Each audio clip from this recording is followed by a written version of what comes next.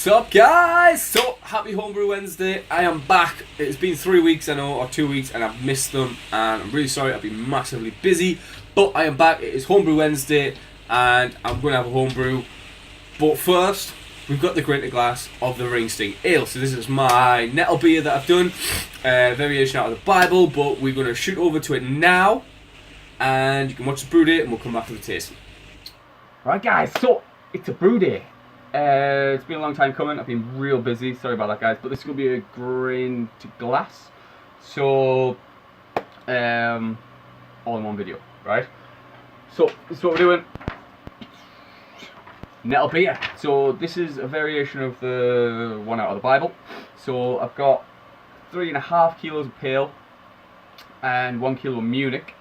And I got 40 grams of East Kent, because I didn't have any Buggles. And the alpha acid's a bit low. And then I've got, so that's going at 70, sorry, with 100 grams of washed nettle tops. So that's all going in, 100 grams of that, and the 40 grams of East Kent at 70. We then got Willamette at 30 with some Protofloc and yeast nutrient, and then we got another 20 grams of Willamette at Whirlpool, but that's what it's on here, but I got 22 what I had left in the pack. And then yeast is Wilco's Gerben Ale yeast, which is the Danstar Nottingham. And that's pretty much it, guys. So I've got the first runners heating up in there while the rest of the spide runners is coming off. And yeah, hopefully this will be good. And that's pretty much it. We'll come back for the drops. They might be going in whole, or they might be going in a bag, maybe in a bag. Probably in a bag, actually, yeah. So I'll stick them in the bag, and then the rest, the hops going in the spider. Okay, guys, see you then.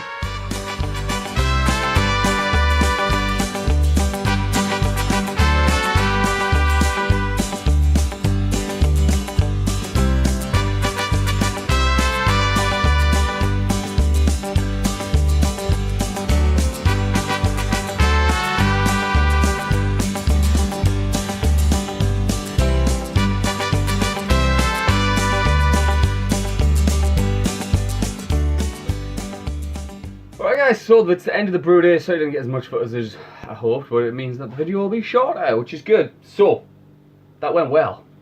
Went really well. So, pre-boil, I was supposed to get 1035.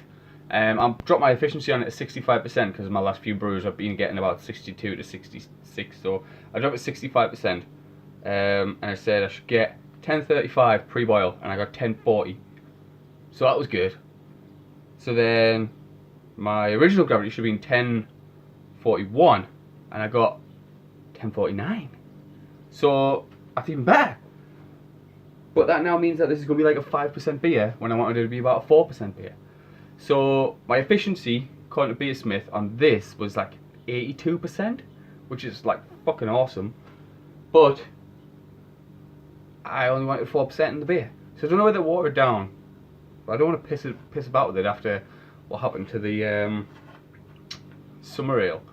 So I'm just going to leave it. Alright, I'm going to leave it. I'm going to be casking and priming, batch priming in the cask, whatever you want to call it. Holding it in there, cold crashing it, whacking it in the bag, in the box, but it's not going in the box this time, it's going to go in the cool box, because in here it's like, what is it? Fucking 36 degrees in here now.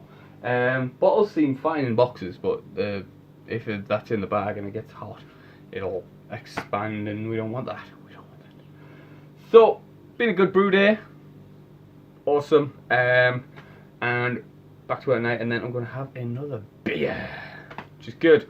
Right, guys, so see you in a second. Yeah, see you in a second when we cut to the next bit. And hopefully you get to it on this one, because on the summer ale you didn't, because it fucked up.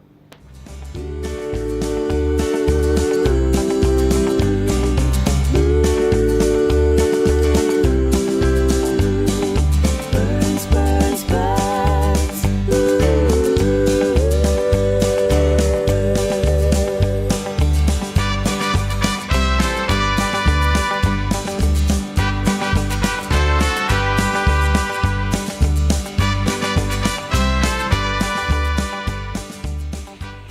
Right guys, so not as much footage as you may have thought, but here we have a good pint of the Ring Sting Ale. So, cask carbonated in the pressure barrel with 50 grams of dextrose. Left that for 3 or 4 days and then popped it in. So altogether, grain to glass worked out at about 11 days, I think it was. So I brewed it on the Tuesday and cast it up. Bagged it up, whacked it in the cool box, and got it on tap on the Saturday. So some of you guys who were on Rusty's live hangout will have seen us getting a little bit drunk drinking off this. So it's come out at 5%, attenuated all the way down to 10.10, maybe even gone down to 10.08 after the second ferment, but you know, a couple of points in it's not going to make any difference. So looking at it, it's a little hazy still, but I'm not too bothered about that. I don't know if that's from the nettles or what. And we're going for it. So head's sort of disappearing. I'll try and roll it when we get back down. Carbonation is sort of really light because obviously it's cask. But yeah, we'll get into it. Aroma wise, it's quite fruity. It is quite fruity. It's not fruity than I thought it was going to be. It's more like a sort of golden ale sort of aroma, which is good. So we'll get on a taste. I've had a couple of these already, obviously.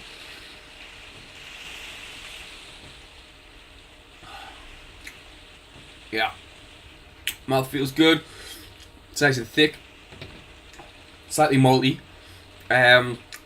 It's a bit sort of peppery. I wouldn't say spice, but peppery.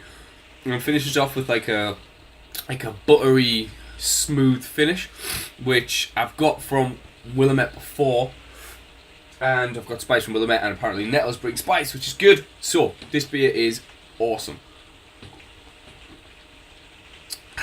Yeah.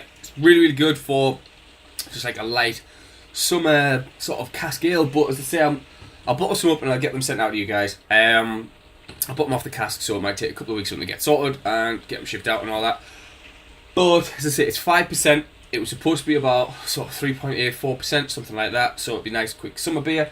But it doesn't matter. I'm just going to do a nice light wheat beer to go on gas, and yeah, it should be fine. But love it. It's a lovely, lovely beer. It's got, as you can see there, just enough carbonation to sort of hold it. The head comes back, and it's sort of quite thick, the head.